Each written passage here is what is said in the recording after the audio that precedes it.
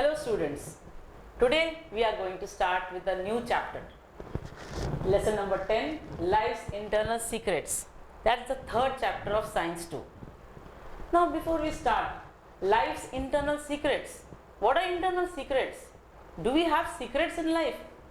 No, this chapter is telling us about what happens inside our body. So many things goes on at a time in our life or in our body. What are they? Are they essential for us, or just like that we have to live, we have to consider this, that these are the systems in our life which are able to sustain? No, it's nothing like that. We are living things. Now what are living things and what are non-living things? When I consider myself, I am a human being. That means I am a living thing. How do you know you are a living thing? How do you know this table or chair which you are sitting is not a living thing? There are some things which you have to consider. Are they able to move? Are they able to eat? Are they able to take in oxygen? Are they able to dance? Are they able to reproduce? Are they able to have some nutritious food? No. The table, the chair, the other things which are around you, they are not able to do those things. But we human beings, animals, plants are able to do many things which I have just mentioned. What are plants and animals different? Why are plants and animals different? Both are living things, but plants are not able to move from their place. That's the only hindrance they have. They cannot move. They have to stand in their place. They have to do all the functions standing in that place. But animals, human beings can move very easily. So there are some differences in plant body and animal body. But since they can reproduce, they can respire, they can have nutrition, they can have sensitivity, they can respond to stimuli, they are considered as living things. And the other things which I just mentioned, they cannot do all these things. They are all man-made things. Many of them are man-made things. And that is why they are considered as non-living things. If you open your book, it's on page number 115. There is one activity given to you. That activity is based on what I just said. There are some columns in which some names of the things are written, and the horizontal lines have all the activities written. We'll just go through one or two to make you understand better. First one is able to move. That activity is written able to move. Now there are some things which are written. First thing is table, a plant, a mouse, a stone, a dog, a human being. Now out of these, which can move? Can a stone move on its own? No. Can a table move on its own? No. Can a plant move on its own? Now I'll say plant doesn't move from one place to another place. But plant have the movement of their leaves, of their branches. So we can say partial movement is there at their place. Mouse, yes, you see in your house, mouse also you can see moving around very easily. A dog can move, a dog can bark, a dog can jump. And human beings, of course, we human beings can move around very easily. So out of these, you can say this table and a stone is a non-living thing, but others are all living things. Now second activity they have asked us, produce offspring. Now what is an offspring? Produce a small baby, that is the offspring. Now a stone cannot produce its own stone. No, it cannot produce. It is a non-living thing. A mimosa plant or a plant, mimosa is the name of a plant. A plant can produce its another offspring. That means a similar type of plant can come from seed, from branches, and if you plant some branch like that also, it starts growing. That means it can reproduce. A mouse, can it produce offspring? Yes, mouse is a living thing. It can produce offsprings of its own. It's a mammal. A dog, yes, dog is also a mammal. It can produce puppies, that is small offsprings of its own. A human being, yes, we can produce our small human beings. We can have offsprings. So what does it show? When I give you some activity and I'm asking you, is this a living thing or a non-living thing? we are trying to see what type of systems or what type of activities which are related to living thing and not related to non-living thing. The next activity which is mentioned is respond and react. Now, if I shout at you suddenly, out of the blue I shout at you, you get scared. Your expressions show that you are scared. What has happened? I had made an action of shouting and you have reacted by getting scared. Now, this is possible in living things, but non-living things, can a stone get scared? No, it will not show any expression. Can a table get scared? No. Can a mouse get scared? Yes. If I try to scare a mouse, it will run away. Can a plant get scared? Plant also responds. Plants responds to music, plants responds to loud noise also. Though we can't observe it immediately, but there is a reaction. So this respond and react is possible for living things. Now, fourth activity, take food to stay alive. If I am not giving you food for some hours, you feel so hungry, and then some smell of nice pav bhaji or something is coming, then you feel like eating. Is it possible for non-living things? Living things like humans, they immediately respond, they feel hungry because we can tell I am hungry. But plant cannot tell. How will plant tell us that it is hungry? Now, plant, if I don't give water to it for 2 days, suppose 2 days, 3 days, what will happen? That plant starts wilting down. Now, what is wilting? The dryness of the leaves come. The leaves do not show very turgid nature. What is turgid? It will remain straight. But if I don't give water, it will start wilting like this. So this is the way their reaction to show that they want food. The plant doesn't eat any food like we do, but plants get nutrients from their water, which they absorb from the soil. Now, a stone, table, it will not feel hungry. Never it feels hungry. It will not tell you also it is hungry, because they are non-living things. Turn food to energy. Next activity, turn food to energy. Now, why do we eat food? To get energy. Why do we need energy? We need energy for doing all the activities which you do in the whole day. You are getting up, you are going to school, you are studying, you are jumping around, you are playing. So all these activities need energy. And if you don't eat food, from where the energy will come? So this is a peculiar feature of living things. They take in food to get energy. Stone doesn't need energy. A table doesn't need energy. A table will move only if I have to push it. Then it doesn't need energy of its own. Next activity, grow to an adult size.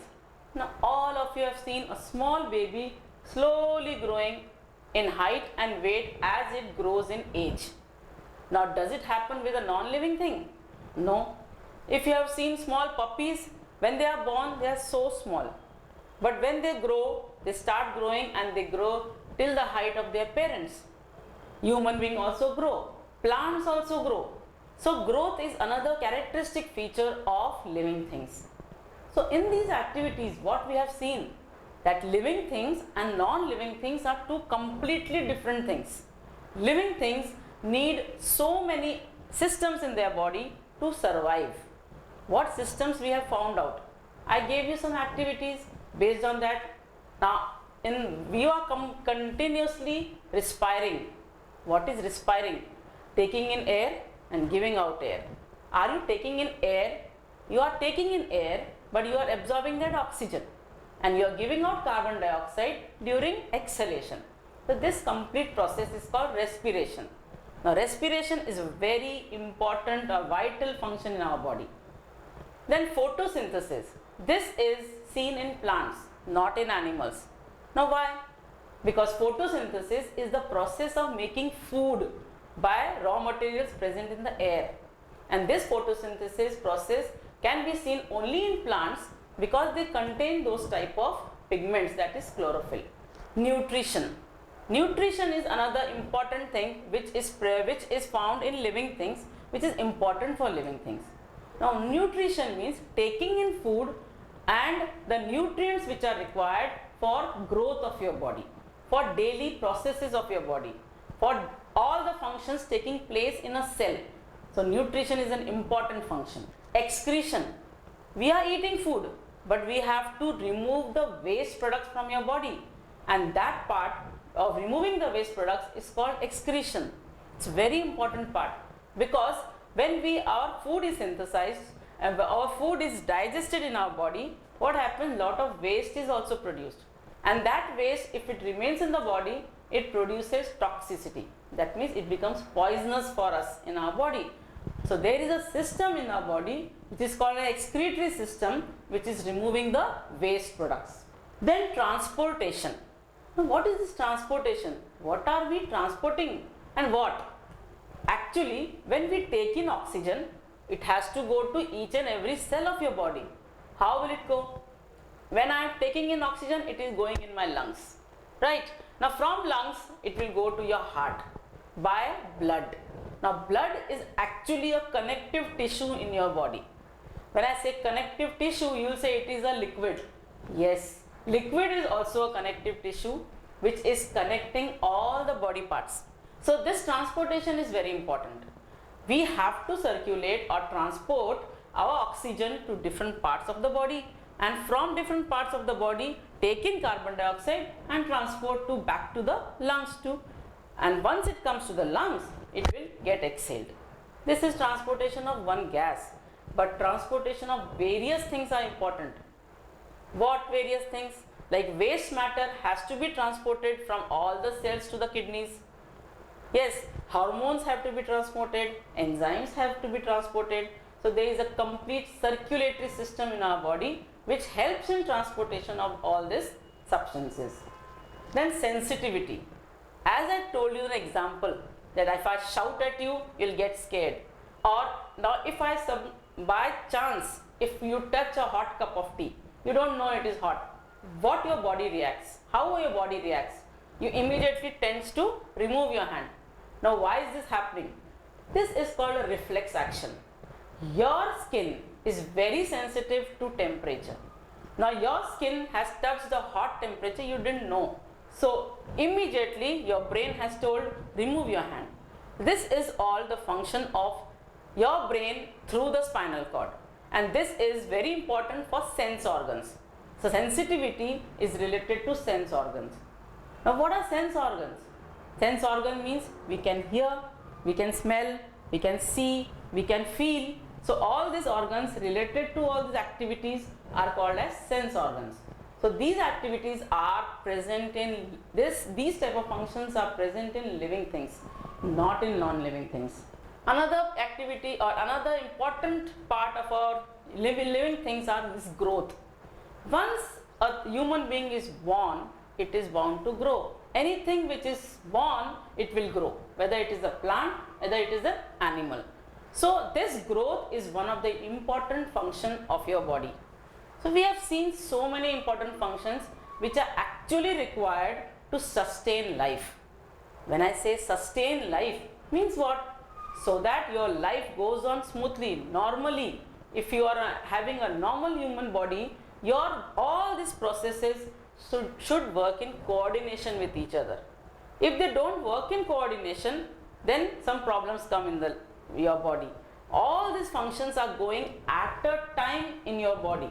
Your blood is also getting circulated, you are respiring also, you are growing also, you are sensitive to many things also. So it is not that at one moment I will do this, other moment I will do that. No, all the functions are working together. So these functions are important, are vital functions of our body. It helps us to sustain life. These various functions which I mentioned, these can be called as life processes. So here in this chapter, we are going to go in detail about various life processes happening in our body. The life processes to go on, it happens in every cell. Every cell is working to form a tissue, and that those tissues are forming organs, organs forming organ system, and whole body is formed with that organ system. But how does it work?